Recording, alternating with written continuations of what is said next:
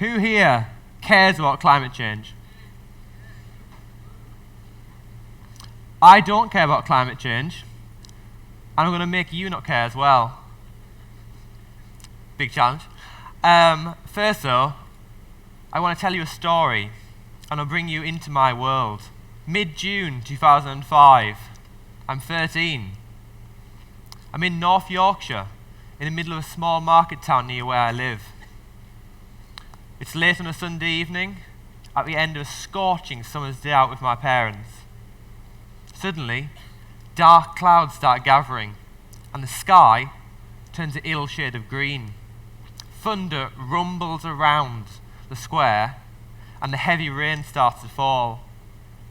This was going to be one of the worst floods on record to hit northern England, and little did I know at the time that I was at the centre of it. After driving a few miles out of town on the way home, with torrential rain hammering the car the full way, we realised we could go no further. We were stuck. Water gushed down the hills at the side of the road and brought tons of mud with it. The country road in front of us was blocked, and this is when my initial childhood excitement turned to fear. Several more roads were blocked, and I realised the scale of the unfolding event. We kept trying different ways to get home, which became more difficult as darkness drew in. Eventually, along with some other families, we managed to find a safe way home which was unaffected by the floods.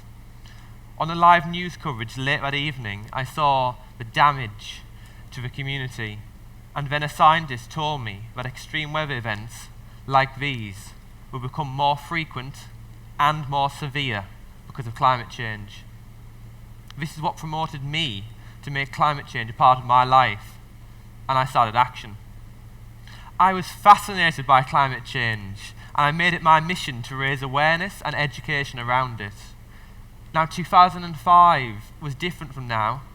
2005 was a time before climate change was big news. I promoted scientific education around it. How it happens, why it happens, the greenhouse effect, atmospheric chemistry, glaciers, sea level, and so on. I was certain that education was the solution to the problem. I believe that if people understood the issue, they would understand the importance of it, and then they would take action. I met with then Prime Minister Tony Blair and chief scientists at Downing Street and discussed the implementation of climate change on the UK schools' national curriculum. This quickly became a reality, and I worked with organisations around the country to put this into practice. I was teaching teachers how to teach climate change. I petitioned other countries around the world to adopt it on their curriculums, and I spread my message in the media as well. At the same time, I educated myself about frontline scientific research. I led an expedition to Iceland to study Europe's largest ice cap, and I told the public the classic story of melting glaciers and encouraged academics to do the same. Okay, so let's stop for a minute and think about my title. Why I don't care about climate change. Very recently, I had a realization that I'd been wrong this entire time. What words do you think of when you hear climate change? I'd be very surprised if the words you are thinking of right now are not on the screen behind me. These are the most common buzzwords when it comes to climate change. They represent the most frequently discussed topics in the media and in education. These are the overused terms, and they are all we hear about. So why should we care about them? We shouldn't. These words are clouding our minds. I was wrong about education on climate change. We should care far less about the science.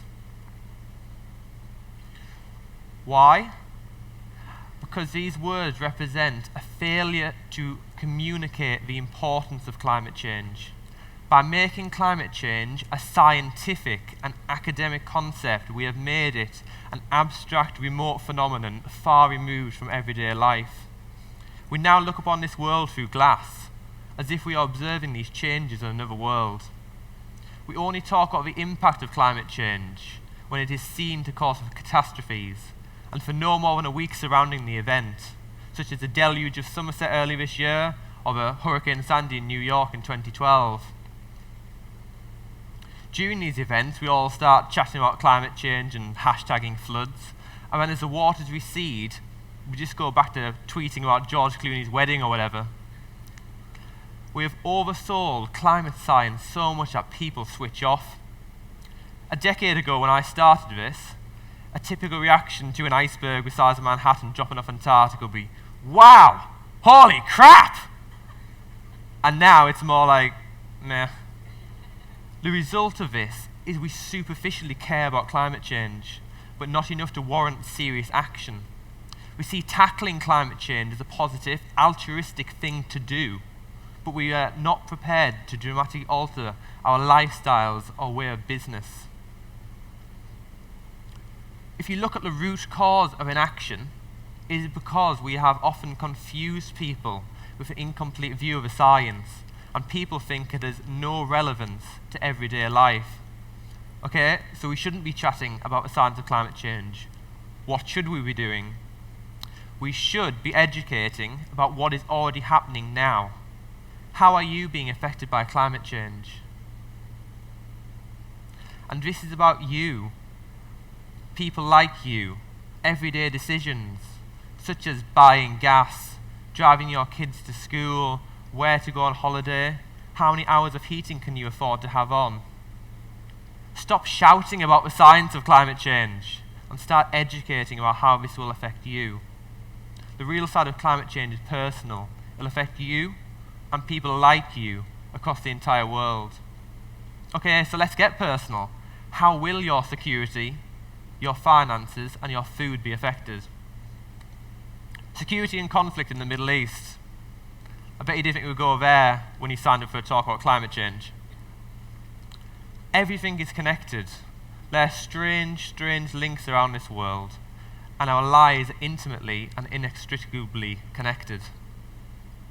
We are part of the world around us, and no matter how powerful all of our technology makes us feel, our lives are still dominated by nature. Climate change can act as an amplifier. What does this mean? It means it can exacerbate already existing situations by putting extra stress and extra pressure onto them. And yes, it has a part to play in the current conflicts in the Middle East. In the context of rising temperatures, and during one of the longest and most severe droughts in 50 years, Turkey has restricted the downstream flow of water along the Tigris and Euphrates into Syria and Iraq. Migration from drought-stricken rural communities has tended to be young, jobless, and male. These travelled to urban hubs and sparked revolutions which quickly became civil wars, which quickly destabilized the region, and ISIL gained control. Water has become essential in this conflict and is used as an instrument of war by all sides.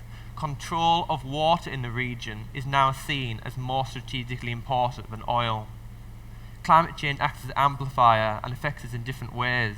Back here in the UK, as a response to this, we have sent our military back into the area, and the domestic terror threat is now a second highest level.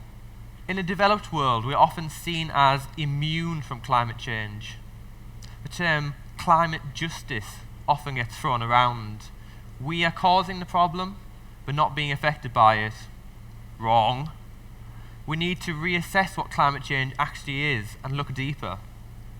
A 2014 PwC report said that the indirect impacts of climate change will significantly outweigh the direct. When that comes to food, we need to realise that our food isn't grown by a supermarket. Climate change threatens the international supply chain of food, from production to distribution. It threatens access to food by undermining livelihoods and destabilising prices. Climate change and slow onset changes which it brings, such as temperature change, changes in precipitation, put a downwards pressure on yields. Global yields of wheat are estimated to be 5.5% lower over the last 30 years because of climate change. If we look ahead to 2030, the price of food is set to double, with climate change playing a major part in that. In the UK, the price of staple foods over the last 5 years has risen by 30.5%. This is big, and it exacerbates other social problems such as unemployment and use of food banks.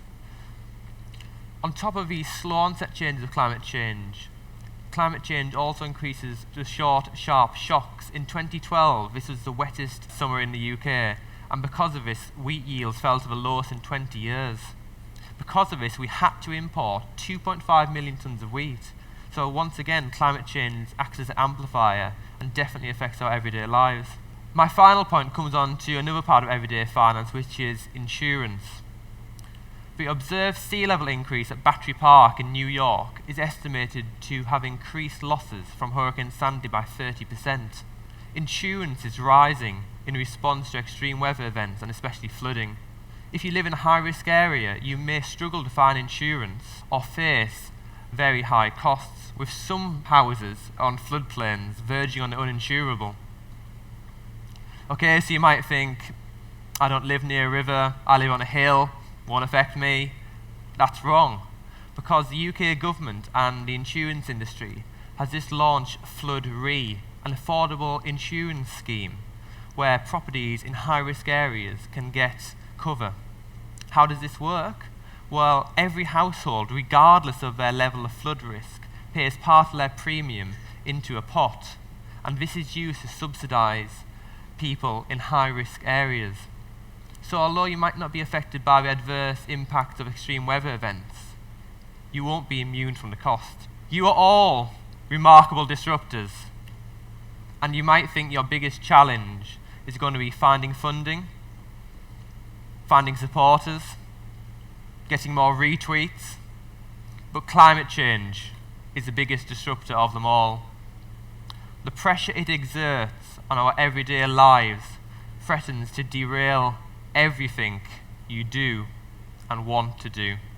We must come together to tackle this remarkable disruptor, to continue doing the things we want to do.